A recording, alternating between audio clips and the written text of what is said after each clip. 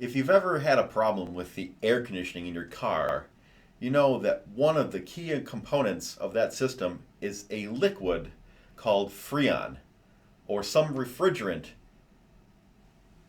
that undergoes a phase change at some point during the refrigeration cycle. So this video is going to discuss how to do calculations for these refrigerators that have a refrigerant that goes through a phase change during the cycle. And in general, these are called throttling cycles because of a specific part of the cycle, here at the dashed line, where the gas goes through a throttle or a small orifice that allows it to decrease its temperature. Let's talk through this cycle as I've drawn it for a refrigerator. So it's counterclockwise. The phase transition envelope here is shown in blue, and this cycle involves starting at location 1. The first step is to compress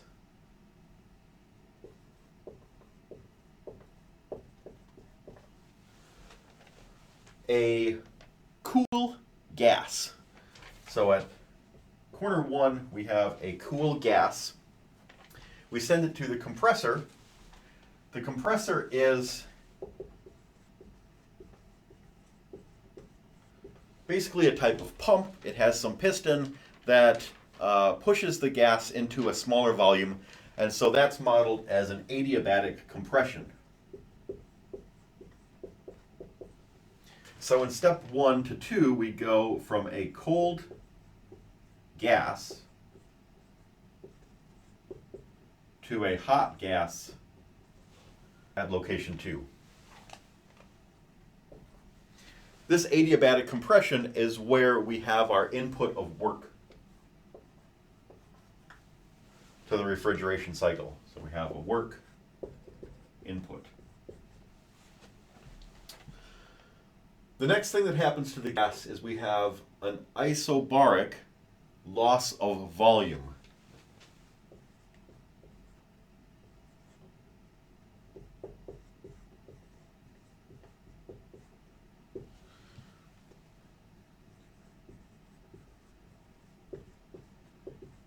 So we have a decrease in volume, which I call a compression. It's isobaric because this stage here is all basically open pipes. To achieve this decrease in volume, we send the gas through an apparatus called the condenser. If you have a central air conditioner system at your house, then the condenser is that crate-shaped thing that sits outside. Basically, it consists of a fan in the middle and a bunch of coils of pipe through which the hot gas flows and ejects some heat to the atmosphere, somewhat converting into a liquid during that. So in the condenser, we have our ejection of heat. We go from a hot gas to a warm liquid, and we have our QH output to the hot reservoir, which is the atmosphere. Then from step 3 to 4, we go through a device called the evaporator.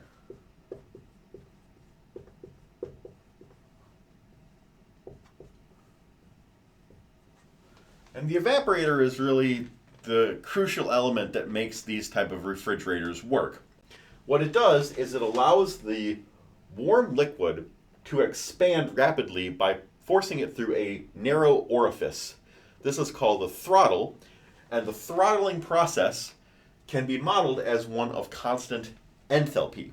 So from process 3 to 4, we are at constant enthalpy, and we go from a warm liquid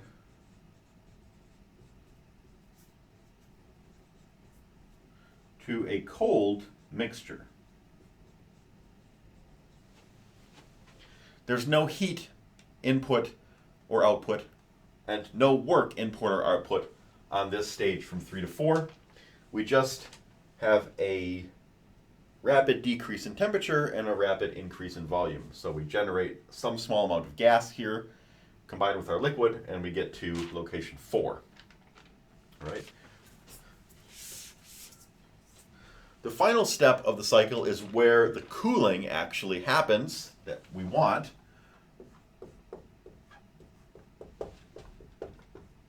From 4 to 1, we're on an isobaric step. And in the diagram of the refrigerator itself, from 4 through 1, we send the refrigerant through another set of coils. Now it's very cold.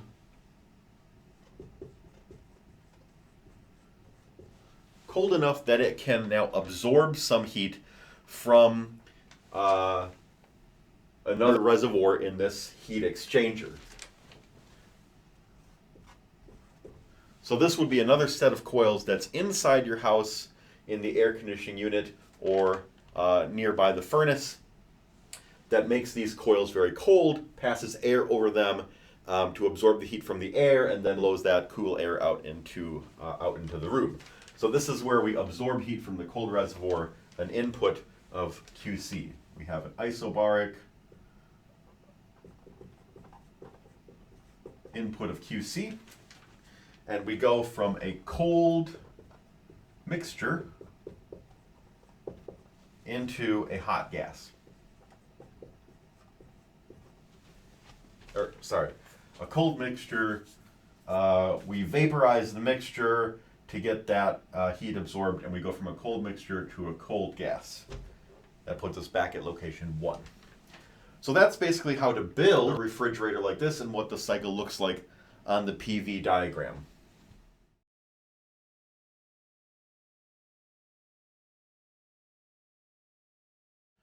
Now let's think about how we would analyze the performance of this cycle.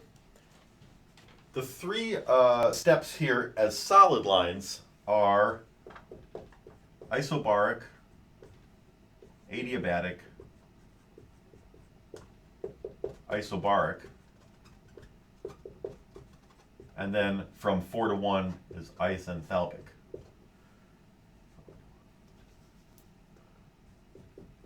Sorry, 3 to 4 is isenthalpic. So 4 to 1, 1 to 2, 2 to 3, and 3 to 4. Okay. From 4 to 1 is where we absorb heat from the hot reservoir. Since that's an isobaric step, we can associate the heat absorbed to the change in enthalpy. It's going to be H1 minus H4, since H1 is larger, to get a positive value for QC.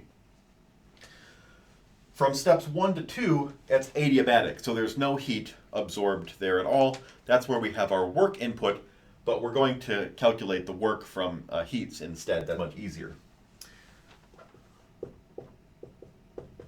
From 2 to 3, we have our heat input, our heat ejection actually.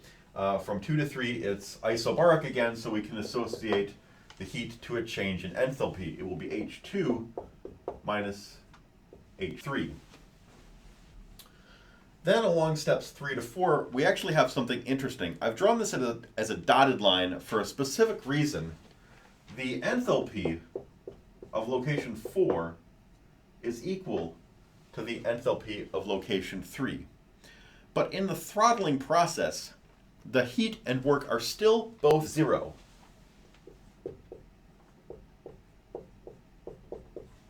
So we might be thinking now, if the heat from 3 to 4 is 0, isn't that process adiabatic?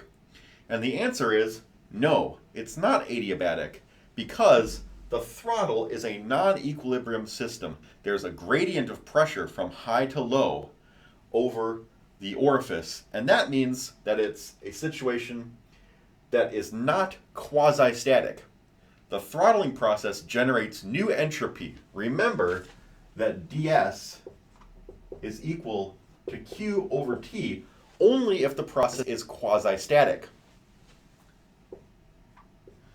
if the process is not quasi-static, if there are variations in pressure, temperature, then the change in entropy will be larger than the heat absorbed. So this is only equal for a quasi-static process, but the throttling is not quasi-static. It generates new entropy. So along process 3 to 4, we have zero heat absorbed or ejected, but we do have an increase in entropy. S4 would in fact be greater than S3. The enthalpies of these 2 points would be the same though. So we don't have to include a heat value for step 3 to 4. We do have to, we will ultimately, we don't think of this because it just comes from values in the tables, but the QH value will account for this increase in entropy. It has to be dumped out into the hot reservoir eventually, so that does come into play, but that's all rolled into just the enthalpy values that you look up in the table. So after we've found the enthalpy of each corner, then we take these differences to get our QH ejected and our QC absorbed, and we can then find the work required to run this refrigeration cycle by taking the difference between the hot heat, QH, and the cold reservoir's heat, QC. And then if we want to get the coefficient of performance, after that, we'll just take the ratio between QC and W.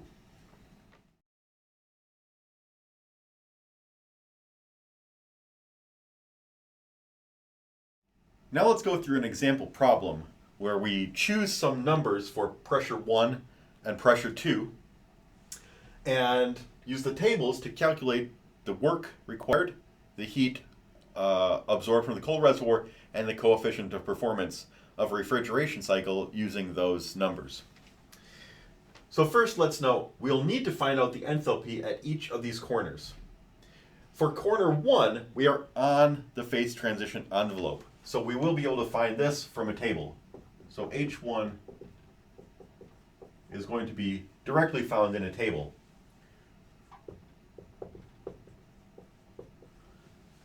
Right nearby that, in the same table, we'll also be able to find the entropy value for location 1, S1.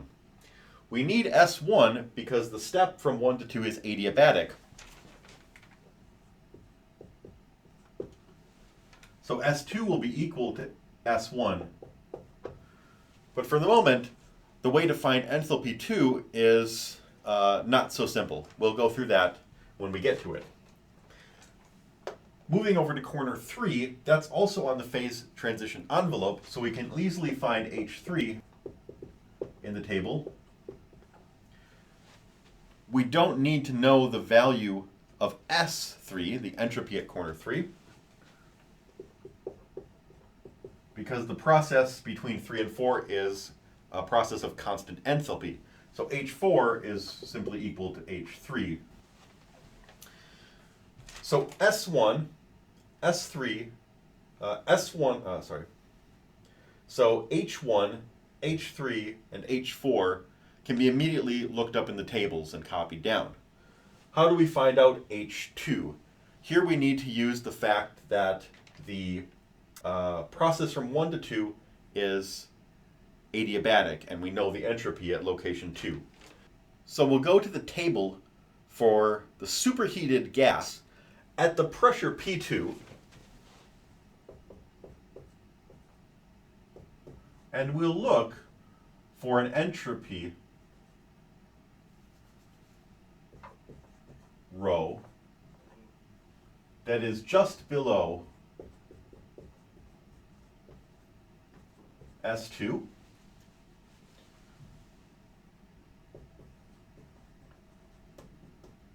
And we'll also record the enthalpy at that rho. Again, at pressure 2, we're going to look for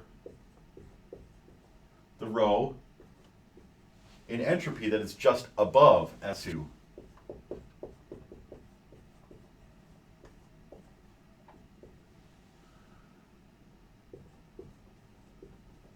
record that value of entropy SA for above, and also the enthalpy HA for above. So what we're essentially doing is we're setting up to do a linear interpolation between a point B at the same pressure, but just below point 2, and a point A at the same pressure, but just above location 2. We will know the enthalpy at both of those points and the entropy at both of those points. And that will allow us to do basically a linear interpolation between them to find out exactly where H2 falls.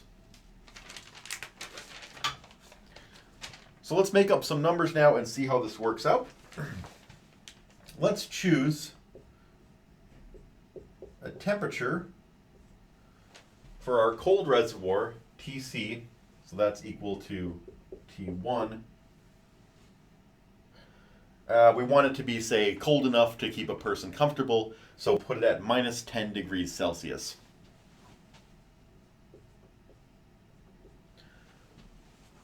For the other thing I need to specify, I could choose either the temperature of the hot reservoir, which would be the temperature of location 3, or the pressure of this isobar along the top.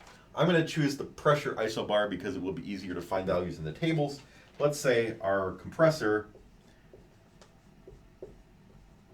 goes up to a pressure of 1.2 megapascals, so about 12 atmospheres. So let's just make some notes here. If we look in table A11, we can find out that the pressure at location 1 is 200.74 kilopascals. So about 2 atmospheres for the low pressure isobar of this refrigerant. That's not necessary for the calculation of enthalpy, but it's just interesting to get a feel for the pressure and volumes going on in this cycle. Also, we can look up the temperature of location 3. We will use this at the end to compare to the ideal cycle. The temperature of location 3 is the same as the temperature of this hot reservoir, and it's 46.29 degrees Celsius. So between location 3 and this envelope here, the temperature is equal to 46.29 Celsius. Over here near location 2, the temperature of the working refrigerant is actually higher, but it's going to reject heat down to TH, so that's fine.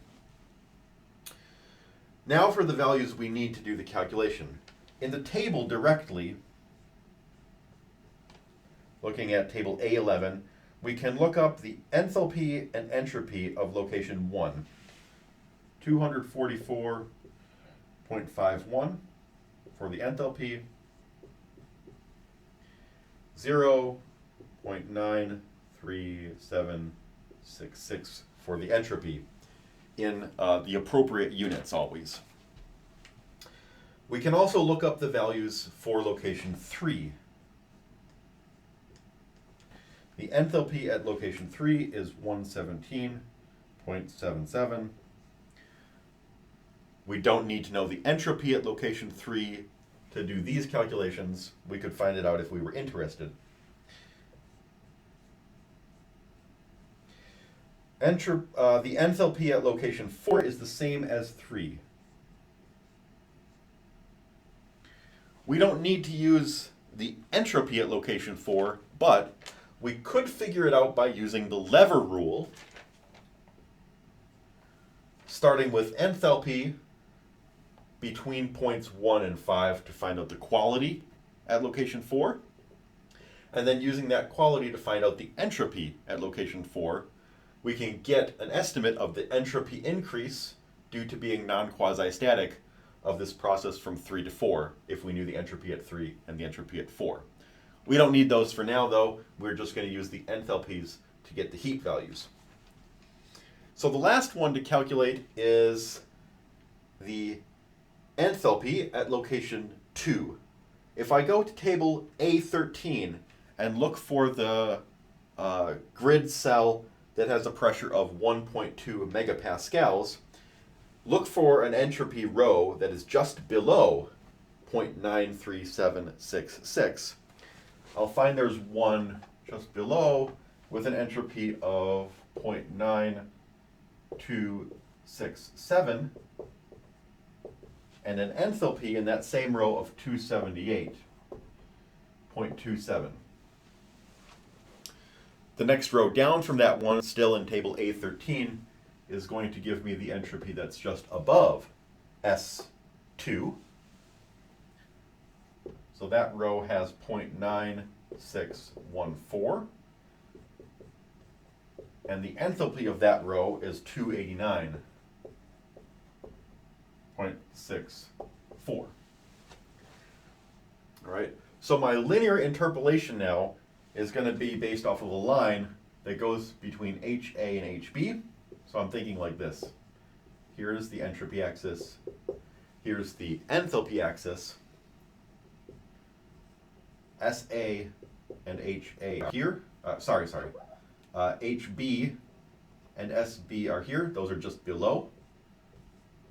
SA and HA are here, just above. And S2 is somewhere between SB and SA at this X. And that interpolation is going to be able to give me the value of H2 along that line.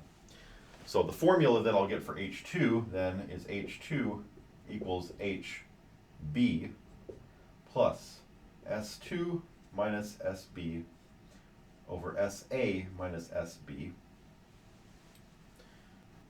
times HA minus HB. Okay, so that's the general form of a line here for enthalpy versus entropy with a slope of delta H over delta S, an intercept of HB, and I'm plugging in an entropy of S2. Right.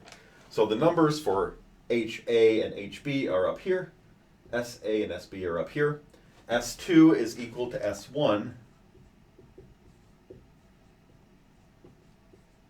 because that was the adiabatic process. And so I can calculate then for H2, I will get 281.86 when I plug those all in. Okay, so the numbers I need for the calculation of heat now are H1, H2, H3, and H4. I've got those written on the bottom of the board, so I'll continue the calculation up here.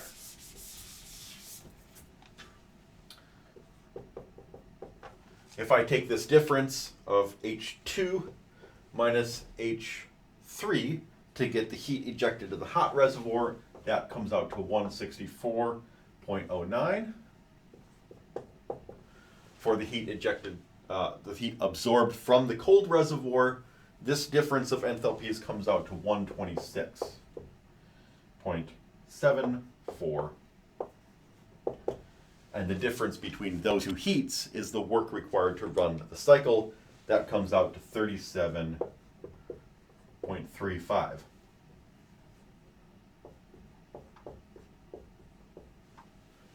To get our bearings here, these numbers are all in kilojoules per kilogram.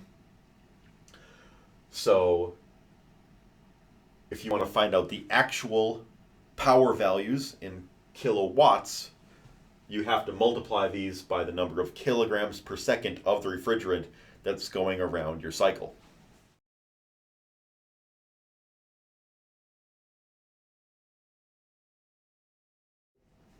Lastly, let's calculate the coefficient of performance for this particular set of numbers and compare it to the idealized upper limit. To calculate the coefficient of performance, we just take the heat absorbed from the cold reservoir and divide it by the work. This will come out to 3.39. Right, so it's actually not that bad of a refrigerator. We could already tell that QC was a bit larger than W by a few multiples. So we get, say, about 3 units of cooling here for each unit of input energy.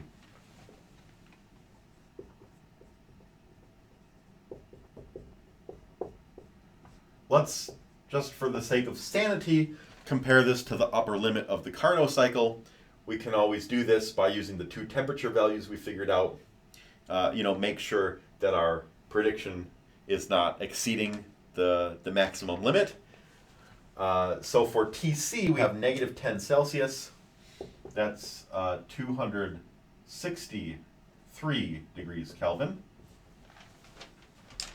And our temperature difference is between the hot reservoir at T3, 46.3, and the cold reservoir at minus 10. So this is 56.3 degrees Kelvin. And the ratio between those is 4.67. So a Carnot refrigerator operating between these 2 temperatures would have a coefficient of performance from 4.67, and we see that our actual coefficient of performance is a bit less than that, and that's okay. That's what we expect.